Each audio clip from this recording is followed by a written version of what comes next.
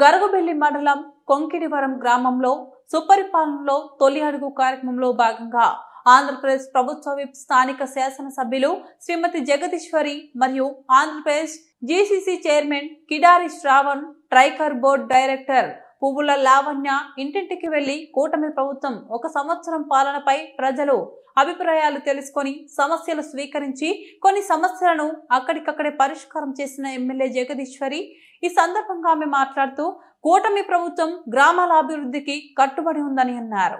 కొంకిడివరం గ్రామంలో మహిళలు పెద్దలు ఘన స్వాగతం పలికారు.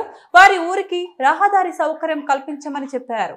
కురుపాం నియోజకవర్గాన్ని అన్ని విధాలా అభివృద్ధి చేస్తామని హామీ ఇచ్చారు. ఈ కార్యక్రమంలో స్థానిక మండల పార్టీ అధ్యక్షులు అక్కేన మధుసూదన్ రావు, స్థానిక సర్పంచ్ అప్పలనాయుడు ఆధ్వర్యంలో జరిగిన కార్యక్రమంలో నాయకులు మర్రపు పురుషోత్తం నాయుడు, అంబటి రాంబాబు, మరడాన తవిటి నాయుడు, ఎడ్ల శ్రీనివాసరావు, నల్ల తిరుపతి నాయుడు, 5 మండలాల తెలుగుదేశం పార్టీ నాయకులు, కార్యకర్తలు పెద్ద ఎత్తున తెలుగుదేశం పార్టీ నాయకులు పాల్గొన్నారు. సుపరిపాలన తొలడుగు సందర్భంగా రాష్ట్ర జీసీసీ చైర్మన్ అయినటువంటి కిడారి శ్రావణ్ కుమార్ గారు గరుగుబిల్లి మండలం కొంకిడివరం గ్రామ పంచాయతీకి రావడం జరిగింది. ప్రతి ఇంటికి కూడా టచ్ చేసి వాళ్ళు సమస్యలు ఏవేవైతే ఉన్నాయో అవన్నీ కూడా చేస్తామని చెప్పడం జరుగుతుంది. ఈరోజు చూసుకుంటే ఇక్కడ ముఖ్యమైన సమస్య రోడ్డు, డ్రైనేజ్ ఇవన్నీ కూడా ఉన్నాయి. ఇవన్నీ కూడా త్వరలోనే చేస్తామని చెప్పేసి మీకు అందరికీ తెలియజేస్తున్నాను. నిజంగా కూటమి ప్రభుత్వం వచ్చిన తర్వాత 1 సంవత్సరంలోనే ఎక్కడ గుంతలైనా పూడ్చాము. అలాగే ఎక్కడ డోలీతో మోతలు లేకుండా కూడా కొన్ని దగ్గరలు కూడా చేయడం జరుగుతుంది. ఇవన్నీ కూడా ఒకటి చేయడం జరుగుతుంది. కాబట్టి ఇది కూడా మేము తప్పకుండా చేస్తామని మీకు హామీ ఇవ్వడం జరుగుతుంది. గ్రామ ప్రజలకి, కొంకిడివరం గ్రామ ప్రజలకి అందరికి కూడా ఒకటే నేను తెలియజేస్తున్నాను. మరి గతంలో సర్పంచుల నిధులు కూడా వైసీపీ ప్రభుత్వం వాళ్ళు పక్కదారి మళ్లించడం వలన ఎక్కడ ఉన్న సమస్యలు అక్కడే ఉండిపోయి మేము వచ్చి 1 ఇయర్లో ఇవన్నీ కూడా ఒకేసారి ఇవన్నీ కూడా అలాగే ఉండిపోవడం జరిగింది. తప్పకుండా ఇవన్నీ చేస్తామని చెప్పి మీకు అందరికీ హామీ ఇస్తూ ఈ సందర్భంగా ఇక్కడికి విచ్చేసినటువంటి వాళ్ళందరికీ కూడా పేరు నమస్కారం తెలియజేస్తూ ముగిస్తున్నాను. అందరికీ నమస్కారం. ఈరోజు కురుపాం నియోజకవర్గం గరుగుబెల్లి మండలం కొంకిడివరం గ్రామం ఏదైతే మన ఎమ్మెల్యే గారు జగదీశ్వర్ గారు ఆధ్వర్యంలో ఈరోజు మనం ముఖ్యమంత్రి గారు పిలుపునిచ్చేటువంటి మన లోకేష్ అన్న గారు దగ్గరుండి చూస్తున్నటువంటి మనకు సుపరిపాలన తొలగడుగు కార్యక్రమం ఈ గ్రామంలో చేయడం జరిగింది.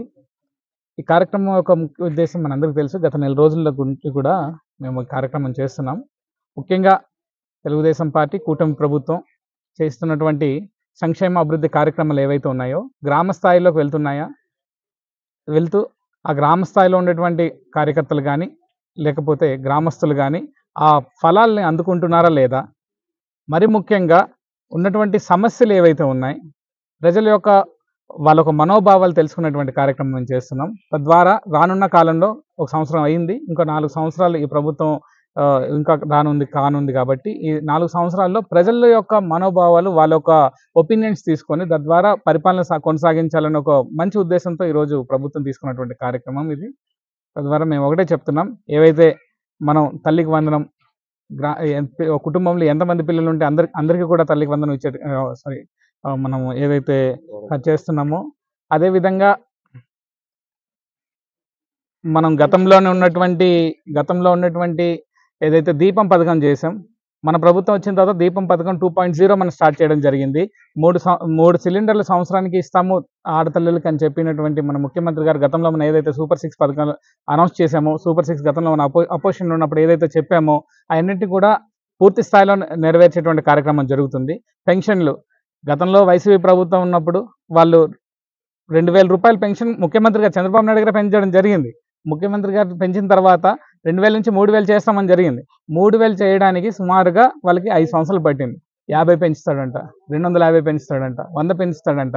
ఇదేదో ఆటో ఛార్జీల్లో ఉంది తప్ప పెన్షన్లు ఇచ్చేటువంటి కార్యక్రమంలా అనిపించలేదు. అలా కాకుండా వచ్చినటువంటి మొదటి రోజునే 3000 నుంచి 4000 పెంచుతామని చెప్పి హామీ ఇవ్వడం జరిగింది. హామీ నెరవేరుస్తూ గతంలో ఏదైతే పెండింగ్ ఉన్న పెన్షన్లు కూడా 4000 రూపాయలు ఇచ్చినటువంటి ఘనత ముఖ్యమంత్రి గారిది.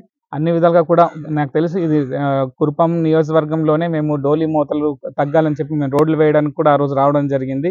అదేవిధంగా అన్ని విధాలుగా కూడా పేదవాడికి పూర్తి స్థాయిలో సహకారం అందించాలన్న ఒక ఉద్దేశంతో మన ప్రభుత్వం ముందుకు వెళ్తుంది. అన్ని విధాలుగా కూడా పేదరికం నుంచి వాళ్ళందరినీ బయటికి తీసుకురావాలి పేదవాళ్ళని చెప్పేటువంటి కార్యక్రమం చేస్తున్నాం. గిరిజన ప్రాంతంలో ఉన్నటువంటి కురుపాం నియోజకవర్గంలో గిరిజనులని ప్రత్యేకంగా ఆదుకోవడమే కాకుండా ఉన్నటువంటి అక్క చెల్లెళ్ళు అన్నదమ్ములు ఎవరైతే ఉన్నారో మిగతా వాళ్ళందరినీ కూడా అన్ని విధాలుగా కూడా అభివృద్ధి సంక్షేమ పథకాల్లో వాళ్ళు భాగస్వామ్యం చేయాలనే ఉద్దేశంతో ఈరోజు ఈ సుపరిపాలన తొలి అడుగు మేము చేయడం జరుగుతుంది. ఎమ్మెల్యే గారు గడిచిన నెల రోజుల్లో అన్ని విధాలుగా కూడా బాగా కష్టపడుతున్నారు, మంచి పరిపాలన అందిస్తున్నారు, ప్రజలందరికీ అందుబాటులో ఉండేటువంటి కార్యక్రమం జరుగుతుంది.